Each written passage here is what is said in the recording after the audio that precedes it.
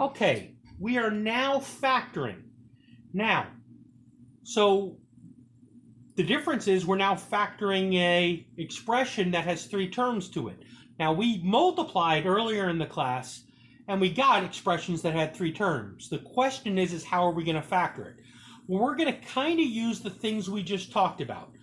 Remember when we did the sum and the product? Well, our product number is 10. Our sum number, our product number is 10. Our sum number is the 7, the one here. We're going to do something that is called the AC method, and it's what we use to factor. So what I'm going to do is I need to find the two numbers that multiply to give me 10 and add to give me 7. Well, since the 10 is positive, that means my products, the integers, are both negative or both positive. Well, since the 7's positive, that means they're both positive. So I need the two numbers to multiply to give me 10 and add to give me 7. Well, 1 times 10 doesn't give me 7. 2 times 5. 2 times 5 adds to give me 7. So that's 2 and 5. Now watch what we're going to do.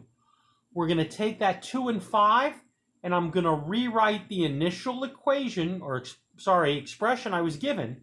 And instead of 7x, we're going to write 2x plus 5x, because together those would equal to 7x. So this is kind of giving us how this splits, all right? And it doesn't matter if I would have switched them. I'll get the same final answer. And then there's my plus 10. So this is the same thing as that. The only difference is I split those using what I used by what multiplied to give me this and add to give me that. Now watch. From the previous unit, we went ahead and factored by grouping. We looked at the first two terms and found something they had in common. Well, I have an x squared and a 2x. I can factor an x out of both of those, which leaves me with x plus 2. My last two terms, 5x and 10, I could factor a 5 out of both of those, which leaves me with an x plus 2. Well, both of these have an x plus 2 in them. So I factor out an x plus 2,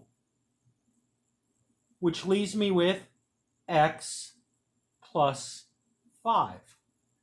Now, that is my answer. I just factored that problem out. But just so you kind of see what happens, or how we got that, watch. If I went ahead and multiplied back, x times x is x squared.